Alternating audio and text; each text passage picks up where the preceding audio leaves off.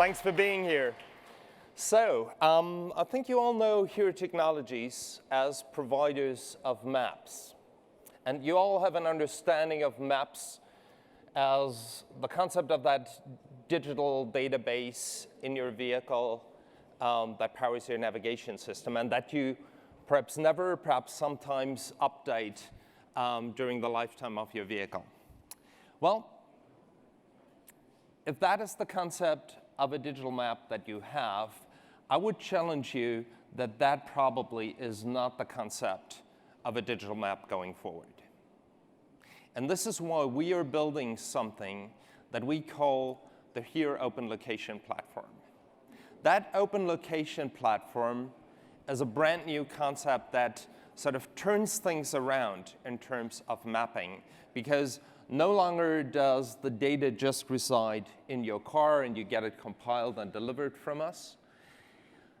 The data resides in a database that cuts across the entire cloud and the vehicle so that it seamlessly integrates edge and cloud functions. And why are we doing this? Why are we implementing something that allows vehicles in the future to access georeferential data in real time in 3D? We're doing this because if you look at vehicles today, they've really changed. They are now connected, so for the first time at a big scale, certainly already in the premium market, but now also trickling down to the volume segment, you see that you can take connectivity of the vehicle as a given. And that changes almost everything. That changes how you can deal with connectivity, because no longer you have to depend on that first to be implemented or need to make it part of your service. You can just take it as a given. And the other thing is that vehicles are increasingly becoming intelligent. And when I talk about intelligent, what I mean is that they have sensors that allow them to sense their environment. Some of that comes from, of course, autonomous systems, and those are perhaps the vehicles that carry the most sensors that we see out there. But already, those vehicles equipped with driver assistance systems carry a lot of very advanced sensors. And even vehicles that don't have anything like that at all provide you or are able to provide you with data about their movements that already can become a very important source of information. So we want to take these developments on the vehicle side, we want to take the evolution of the map towards that real-time database into account and achieve something like convergence. And we will see that convergence manifest itself in services that become available to vehicles. The best example of these services are probably the traffic services that you all are familiar. We've seen those grow over the past years, and they now provide us with very, very accurate information. That accurate information largely comes from floating car data, where the vehicles themselves provide input for the reconstruction of the traffic reports that end up in the vehicle again. It's that closing of a loop where data originates in the vehicle and goes back to the vehicle that is becoming a common theme in this business. And you see me talking more about this because this is, going forward, the fundamental paradigm on which we see that data or information is generated and consumed in the vehicle. These are pictures that you've seen in the past. What has really happened over the past years or year is that the granularity of information that can be obtained to feed these services has changed dramatically. So rather than just getting road information when it comes to traffic, what you see modern services like ours providing at this point is split lane traffic, where depending on the lane you're in, and either you as a driver, or if you have a very advanced vehicle, your vehicle itself can detect that, you get information of whether you actually gonna hit some traffic jam in your lane or not, which is very important in more congested zones where perhaps the off-ramp is jammed, but you're free to go. And in past services, you always got reported that traffic jam, also you had not planned on taking that off-ramp. Also, things like reversible lanes are nowadays part of these services, something that was largely ignored because you did not have the data. You perhaps had some rough information in the database about a schedule by which the municipalities would switch direction of roads, but then perhaps things have changed and lanes were opened an hour later, and all of a sudden your navigation information that takes this dynamic traffic information into account was useless. So this is the state-of-the-art traffic that you get today. And this is why we say, going forward, this information and more information that you collect from the vehicle actually provides some sort of X-ray vision to the vehicle, meaning that the vehicle can see beyond what the driver sees, can inform the driver ahead of time. And while that is not just important for the driver, certainly that is essential for automated vehicles going into the future. And sticking to that topic of traffic, we see that circle of data development where we harness crowdsourced data from the vehicle, perform some analytics with it, and feed it back to the vehicles. We are already doing this at this very point with all the data that we're getting from Audi vehicles, from BMW vehicles, and from Mercedes-Benz vehicles. And we've spent the last year implementing services that take in data from these vehicles and feed it back out.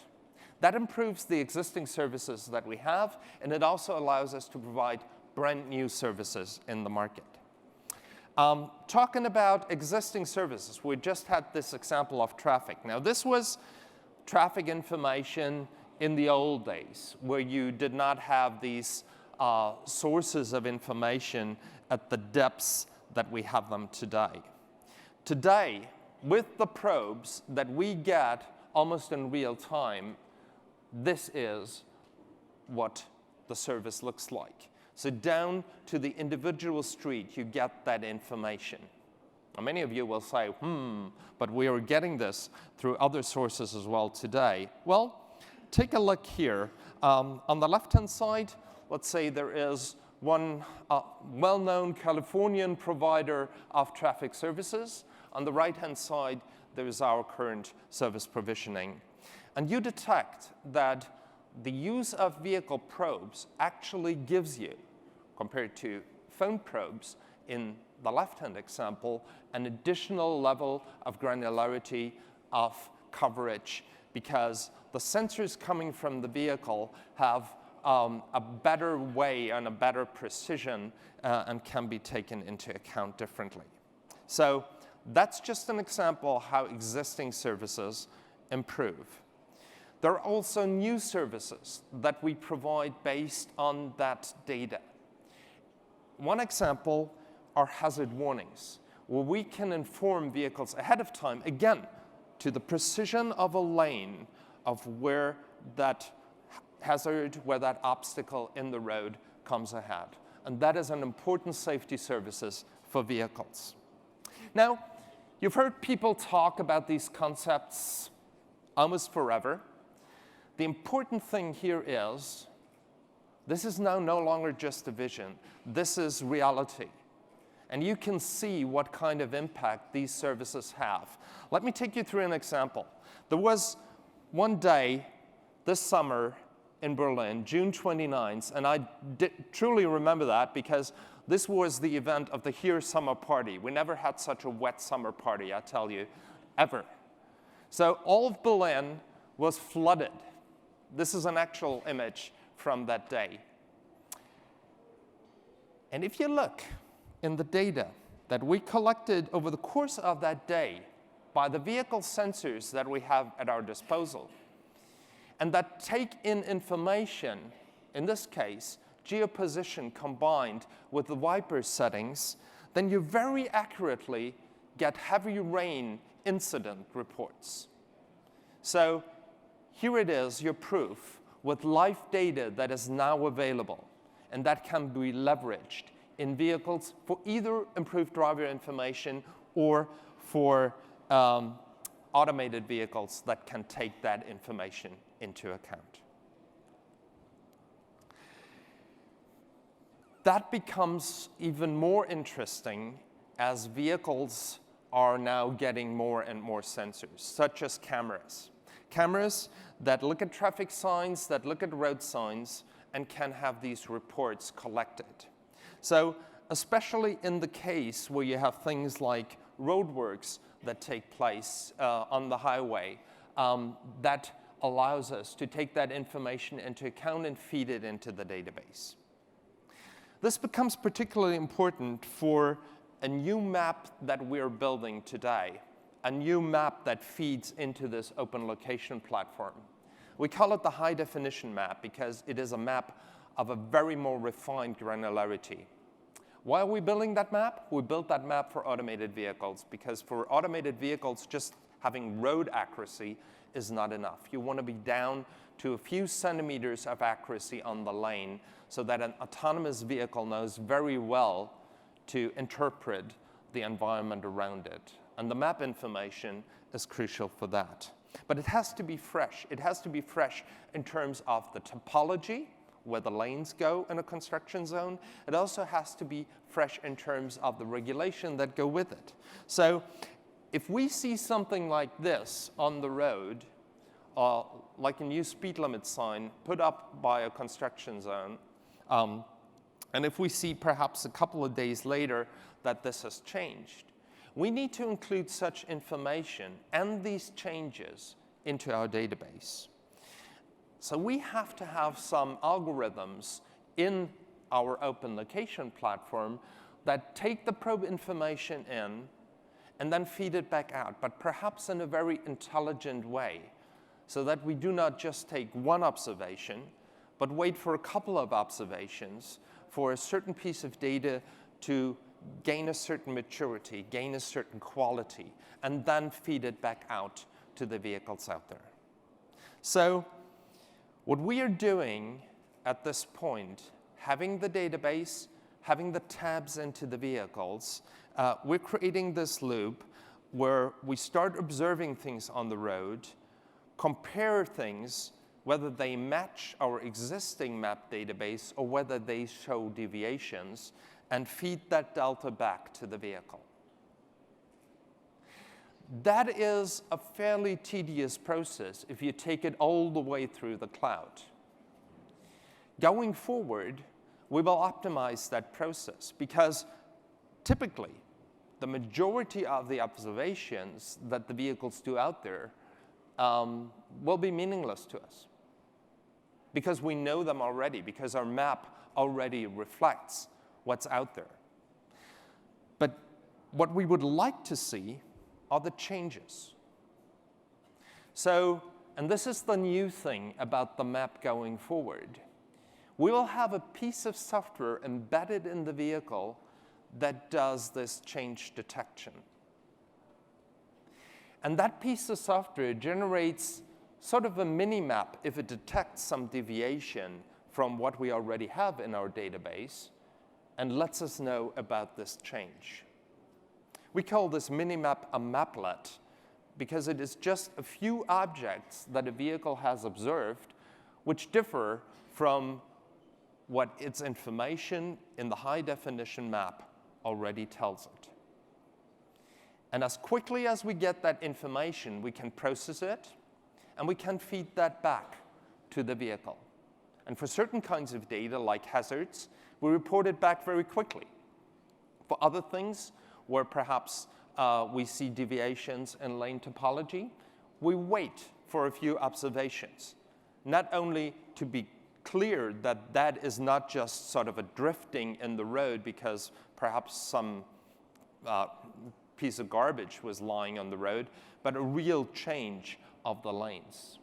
And because also, by aggregating the data that comes from many, many vehicles, we'll be able to gain the necessary precision of the measurements that we would like to feed back.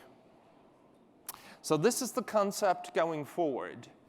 A new kind of map that essentially runs in the cloud that is helped by the edge on the vehicle And of course, there are many, many things that go with it, like caching information to cover the outages that Heiko had when he left Dresden. So this kind of information, as you get it from the vehicle, and that you probably all have seen coming from automated vehicles, this is something that in the future is not just going to be used by the vehicle for its own interpretation. The interpretation itself will be sent to the cloud in order to inform other vehicles of what's coming ahead. And the beauty of this is, of course, every OEM could do this for himself. And you see, again, in the similar way that I showed you the incident map for the rain events in Berlin, this is sort of the coverage that you see if individual OEMs do this by themselves. But the real beauty only results if you combine all this, and if you combine what an individual OEM has and put it all into one database. And this is essentially what we are doing. And as I said, we're already doing it with the 3 German premium OEMs. But we invite others to become part of that ecosystem and share data across that platform, just in order to make that even more valuable going forward as a network product where the effects are visible and tangible and meaningful to everyone who hooks into the service, not just as a user, but also as a source to provide the quality of the service being provided. And that perhaps is also a change of paradigm going forward. It's not just about using a map. It's also about contributing to the map. Or in other words, don't just ask what the map can do for you, ask what you can do for the map. Thank you very much for your attention.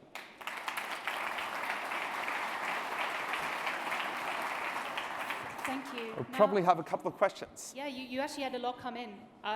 Would you like to choose, or shall I choose for you? You can choose. So the one at the top has 5 votes. For lane traffic info, do the OEMs already have high precision GNSS already in their cars? Some of them do, funny enough. Some of them do not just do that by an improvement on the GPS data. Some of them use their vision system actually to locate which lane the vehicle is in. Some of them also couple that with trajectory monitoring, and by that are able to pinpoint information down to the lane level.